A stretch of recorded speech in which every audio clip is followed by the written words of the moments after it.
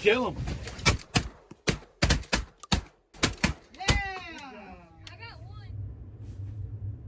Hey guys, what's going on? Brian Miller, Miller Outdoor Adventures. Today we're going to talk about the SITKA Hudson jacket. This was my first piece of SITKA gear. And before we get into the breakdown and how I feel about this, or how I feel about this jacket and the features it has, let me tell you how I got to this piece of equipment. I was hunting one day with a group of guys from Alabama. I'd taken them out. It was early January. We duck hunted that morning.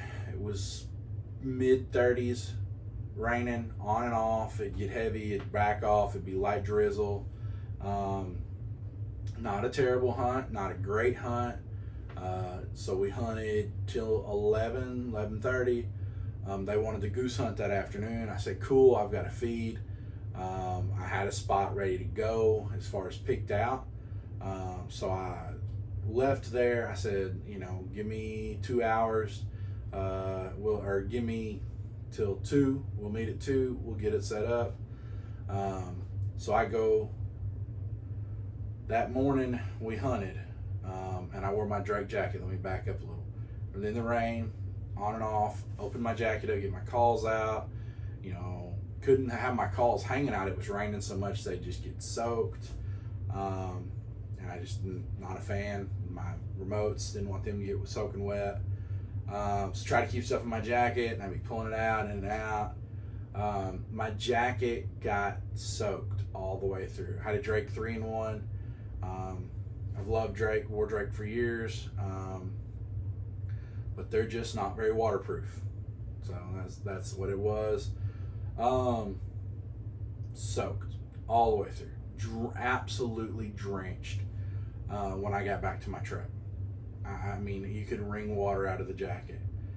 So I tossed the jacket in the truck. Thankfully, I'm a guide. I'm just a busy guy. Maybe not the best thing, but I keep a ton of stuff in my truck. So I grab a burger, I get out to the goose field, I grab an old Ducks Unlimited jacket, anyways, and I wear that to set up. So I set up, start setting the goose field. It's raining more. Now we have a 20-mile-an-hour wind, and it's dropping from the mid-30s to the low 30s. So I get hit in the face with a silhouette. Prongs are to go in the ground. The stakes come up, bust me across the face. Thought I broke a tooth. It was a pretty rough situation, but we were fine. It was fine. It was all good. And I get set up, get back to the truck, and I have to take off another jacket yet again because that jacket is soaked through. So I have a jacket in my truck that I'm thinking, this is it. This is the end all be all. This is the jacket that I'll be fine. It's my high and dry neoprene jacket. So I put on the high and dry neoprene, and we go to goose hunting. And the water pours, and it pours, and the rain beats. And we hunt from 2 to about 4:30, and half the crew just says we got to go get in the truck. We had left the dog. I don't think the dog hunted with us at all that evening. I may be wrong, but I don't think he did. Can't remember if it was she or he. Sorry, Bailey. I don't remember. But anyways, hunted with the dog that morning. Left the dog in the kennel to just warm up, dry up. Not have to worry about the conditions for them. And the crew, they said we're done. Half of them did. So 4:30, I take them back. We hunt the rest. I come back, hunt with the rest of the crew till sunset, or legal shooting time's over. And when I took the first group back, it was spitting snow. I had to use my sleeve to wipe ice and snow off of the side by side. I get back out to the pit, and I'm standing in the pit, freezing because now I've run the side by side. I'm completely soaked through, wearing this neoprene jacket that I thought was going to be just great. And I'm thinking, I have diabetes, so I don't heal as well. My circulation's not as good. And if I permanently damage something out here, if I lose a limb, lose a foot, a toe, a finger, because I'm abusing my body, I could mess up and not be able to run my guide service. Heck, I could mess up and not be able to hunt nearly like I want to. So as I'm out there hunting, I'm thinking, you know, I need to probably invest in some better gear. And I'd made the decision in my head that said, I'm not doing this anymore. I'm going to go get a SITKA jacket. Now the hunt finished pretty cool.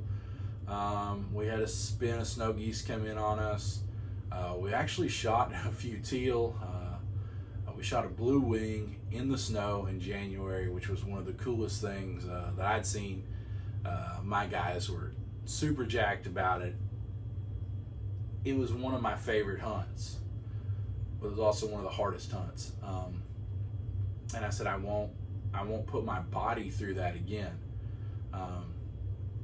I've got to protect myself so that I can keep doing what I love, so that I can keep up my business, so that I can take more guys like this out and we can have more of these experiences. And so when I got done that day, we put everything up, and I said, I'm going this week. I'm going to get a SITKA jacket. I'm going to see what it's like. Because my opinion on SITKA was, prior to this, that it was overpriced. It was a waterfowler, just financial flex. Hey, I got a bunch of money and I can blow it on clothes. I thought it was overrated. But I was to the point where I was willing to try something. I said, I gotta try it. I've heard all the talk. We're gonna go get it. And I got it at D&W Outdoors, our local sporting goods store in Jonesboro, Arkansas. Great guys. Go in there if you're here. Go get something from them. So I go in there and I pay full price for this jacket.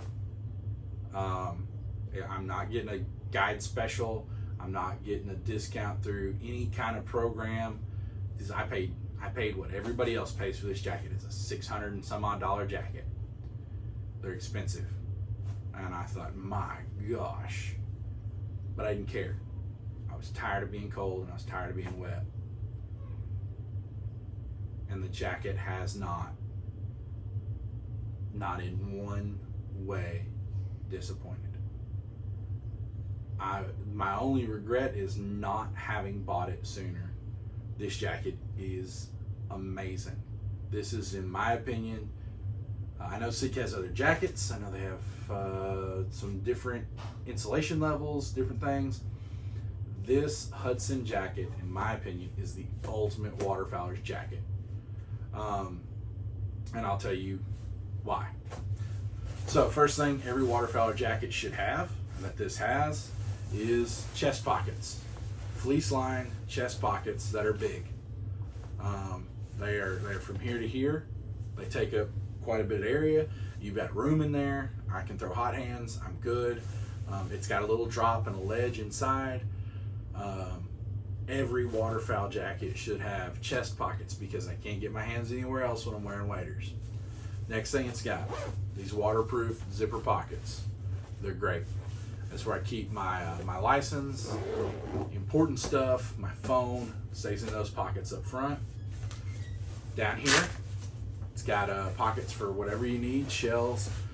And the cool thing about these pockets, they are magnetic down the bottom, so plus they have the Velcro. But on top, when you open them up, I don't know if you can hear that, they stay open so that you can get your shells out, leave this open if you want it left open, and be able to get to stuff. Okay.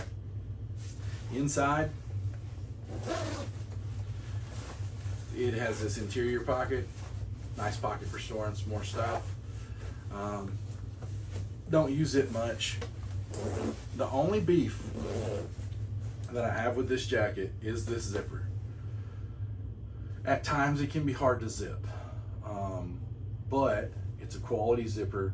It's a waterproof zipper, so you just get what you get, and you know, you deal with that. The hood, if you haven't worn a SITKA hood, they're cut out, they're cut back. They come back away from your face. You've got the hood part that comes out, stands out, and then comes back.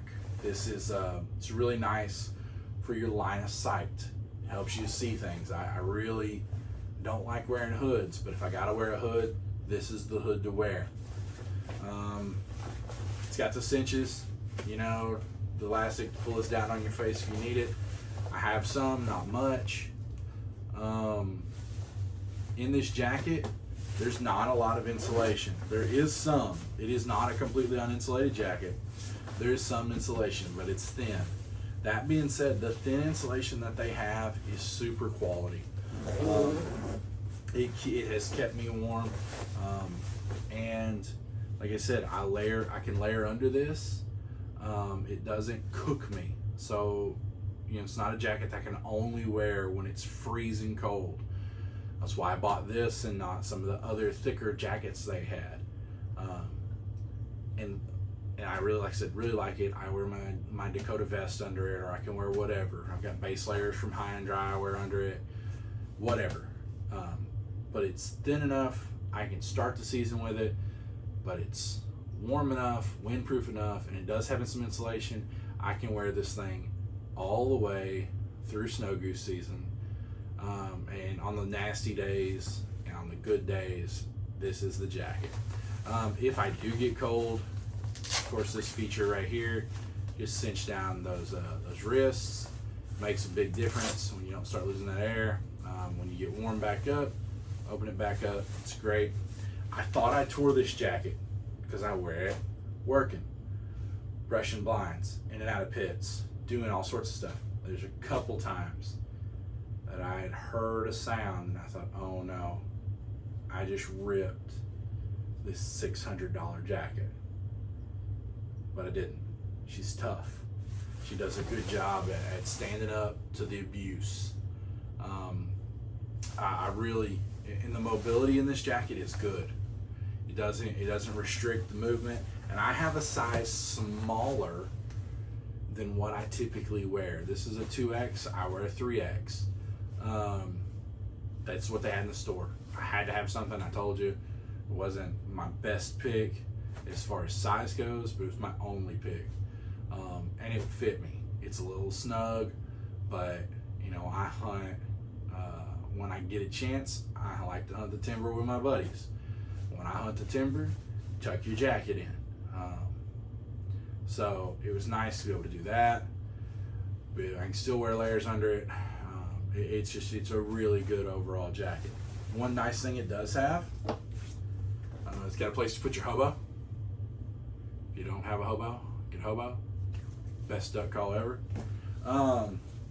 You take this SITKA lanyard right here on there.